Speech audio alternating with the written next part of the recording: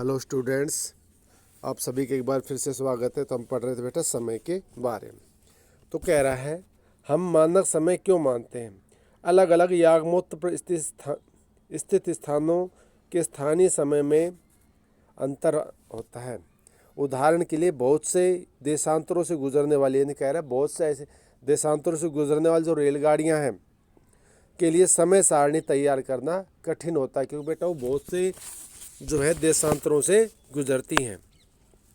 भारत में कह रहा है भारत के गुजरात के द्वारिका और असम के डिब्रूगढ़ का जो जगह है उसके स्थानीय समय में लगभग 1 घंटा 45 मिनट का अंतर है, अर्थात यानी 1.25 घंटे का अंतर है। ये कह रहा है भारत के जो गुजरात में जो द्वारिका है वो कहाँ है बेटा, पश्चिम में है, और जो आपका ये जो असम में डिब्रूगढ़ है ये कहाँ है, पूर्व में। तो कह रहे हैं दोनों में के समय में लगभग 1 घंटा 45 मिनट का जो है अंतर आता है, अर्थात 30 देशांतर का अंतर आता है।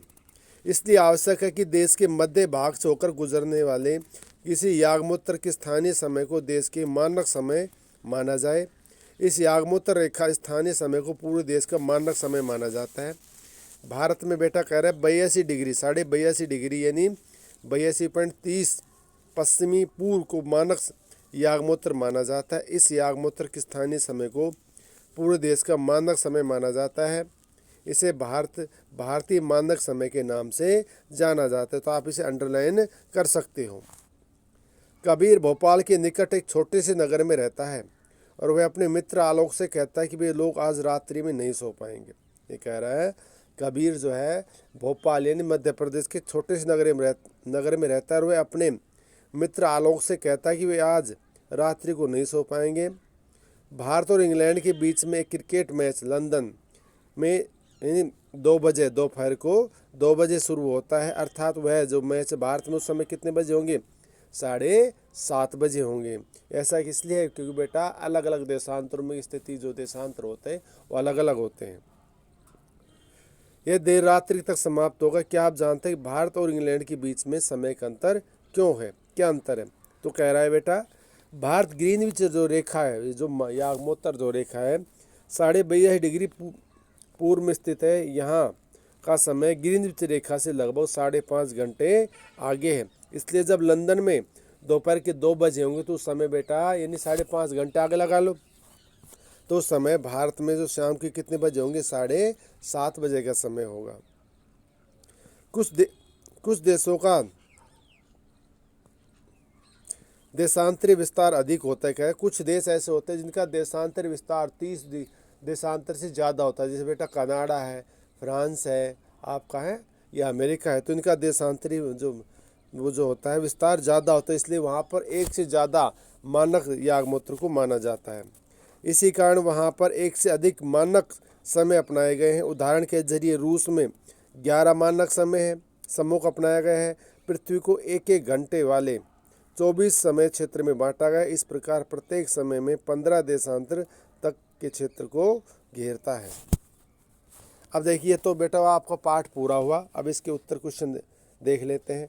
तो कह रहा है पृथ्वी का सही आकार क्या है। तो बेटा पृथ्वी पूर्ण रूप से गोलाकार नहीं है और ये उत्तरी और दक्षिणी ध्रुवों पर बेटा चपटी अर्थात धसी हुई है।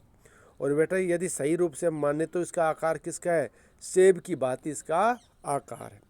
उसके बाद ग्लोब क्या है, ग्लोब बेटा जो है पृथ्वी का सही पूर्ण रूप है और पृथ्वी जैसा इसका आकार है, यानी पृथ्वी का प्रतिरूप है। इसमें हम महाद्वीपों और महासागरों को सही रूप से समझाया गया है, या महाद्वीप और महासागरों की हम सही स्थिति इसमें ज्ञात कर सकते हैं। उसके बाद तीसरा क्वेश्चन है कर्क रेखा। कह रहा है कर्क रेखा का अक्षांशीय मान क्या है। तो कर्क रेखा का अक्षांशीय मान बेटा 23.5 डिग्री उत्तरी अक्षांश इसका मान है। उसके बाद पृथ्वी के 3 ताप कटिबंध कौन से हैं। कह रहे पृथ्वी के 3 ताप कटिबंध। तो बेटा एक तो है उष्ण कटिबंध पहला, दूसरा है शीतोष्ण कटिबंध और तीसरा है शीत कटिबंध। उसके बाद है बेटा देश अक्षांश और देशांतर रेखाएं क्या है। तो बेटा अक्षांश रेखाएं जो पृथ्वी के पूर्व से पश्चिम में खींची गई हैं, ठीक है। इनकी संख्या कितनी है, 180, यानी 90 तो कहाँ है बेटा दक्षिणी अक्षांश में और 90 कहाँ है उत्तरी अक्षांश में। तो कुल इनकी संख्या कितनी है? 100 यानी 180। उसके बाद कह रहा है देशांतर रेखाएं। देशांतर रेखाएं क्या हैं? तो बेटे देशांतर रेखाएं इन जो अक्षांश, ये तो अक्षांश हो गए आपकी, ठीक है, और जो देशांतर जो अक्षांश रेखाओं को काटती विषुवत को ऐसे, वो कहलाती हैं देशांतर रेखाएं। इनकी संख्या कितनी है? 360। 180 कहाँ है? ये पश्चिम में है, और 180 कहाँ है? पूर्व में। तो 360 ये जो है रेखाएं हैं। उसके बाद कह रहा है ऊष्मा का सबसे अधिक, चौथा जो क्वेश्चन कह रहा है आपका, ऊष्मा का सबसे अधिक मात्रा उष्णकटिबंधीय क्षेत्रों में क्यों प्राप्त होता है? अगर ये कह रहा है आगमनी ऊष्मा का सबसे अधिक मात्रा उष्णकटिबंधीय क्षेत्रों में क्यों प्राप्त होता है? इसलिए प्राप्त होता है बेटा क्योंकि देखिए हमने मैप में आपको बताया था, जैसे आपकी विषुवत रेखा है, ये आपकी कर्क रेखा है, और यह मकर रेखा। क्योंकि ऊष्मा का सबसे अधिक जो सूर्य की जो किरणें होती हैं वो कर्क रेखा और मकर रेखा के बीच में ही सबसे ज़्यादा यहाँ पर सूर्य का प्रकाश प्राप्त होता है। अर्थात पृथ्वी सबसे ज़्यादा जो प्रकाश कहाँ प्राप्त करती है? कर्क रेखा, और ये आपकी मकर रेखा का जो बीच वाला जो हिस्सा, मकर रेखा के बीच वाला जो हिस्सा है, यहाँ पर सबसे ज़्यादा प्रकाश पृथ्वी को प्राप्त होता है, ठीक है। उसके बाद कह रहा है अगला क्वेश्चन आपका, जब भारत में शाम के 5:30 बजते तब लंदन में दोपहर में 12 क्यों बजते हैं? बेटा इसलिए बजते हैं क्योंकि प्रत्येक देशांतर में 4 मिनट का अंतर होता है, और हम जो भारत के जो रेखा है ग्रीनिच रेखा के पूर्व में स्थित है, यानी भारत ग्रीनिच रेखा के पूर्व में स्थित है, और वहाँ से ग्रीनिच रेखा से और हमारे तक बेटा 5.5 घंटे का अंतर है। जब वहाँ पर 12 बजे होंगे लंदन में, तो हमारे यहाँ पर बेटा 5:30 बजे का समय होगा। तो ये आपका पाठ बेटा पूरा हुआ, और इसके उत्तर प्रश्न हमने करवाए। अगला जो तीसरा पाठ है मैं आपको कल पढ़ाऊँगा, और इसके जो मैंने बेटा जो इसके उत्तर है, उत्तर क्वेश्चन आपको PDF फाइल में भेज दिए जाएंगे, और आपको ये याद करने, ठीक है। धन्यवाद।